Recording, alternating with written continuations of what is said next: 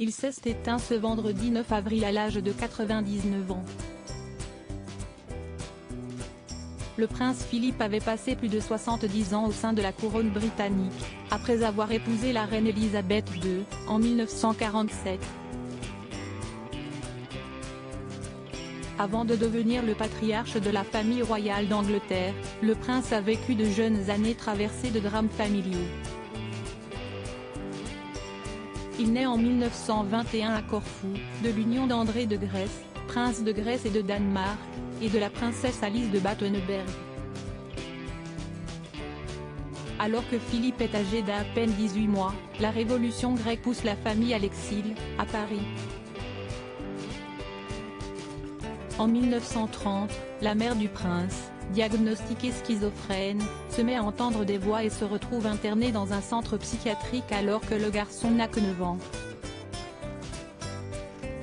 En raison d'un père absent, Philippe est envoyé à l'école en Angleterre, et partage ses vacances scolaires chez différents membres de la famille, dont son oncle préféré, Lord Louis Mountbatten, qui meurt dans un attentat de l'IRA en 1979.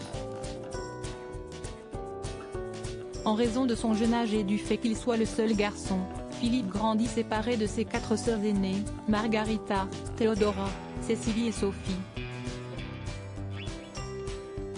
Sur les 4, 3 d'entre elles épousent des aristocrates allemands affiliés au parti nazi. Le prince Philippe ne retrouve sa famille qu'à l'enterrement de sa sœur Cécilie, en 1937.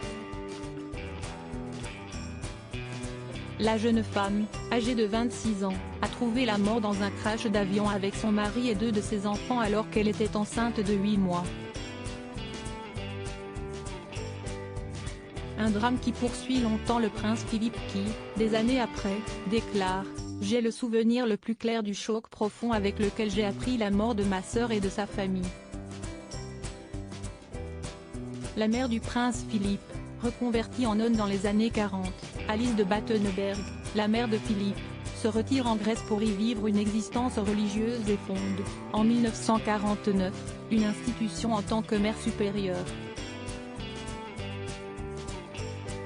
En 1967, alors qu'un coup d'État frappe la Grèce, le prince Philippe et la reine Elisabeth II font envoyer un avion pour rapatrier Alice de Battenberg, qui s'installe alors à Buckingham Palace jusqu'à sa mort 2 ans plus tard, en 1969.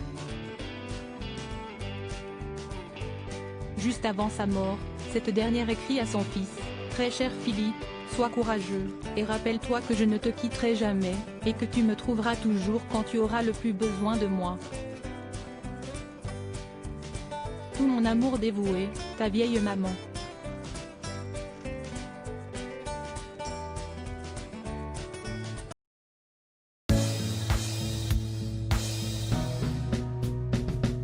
But there's all times through the rough times I think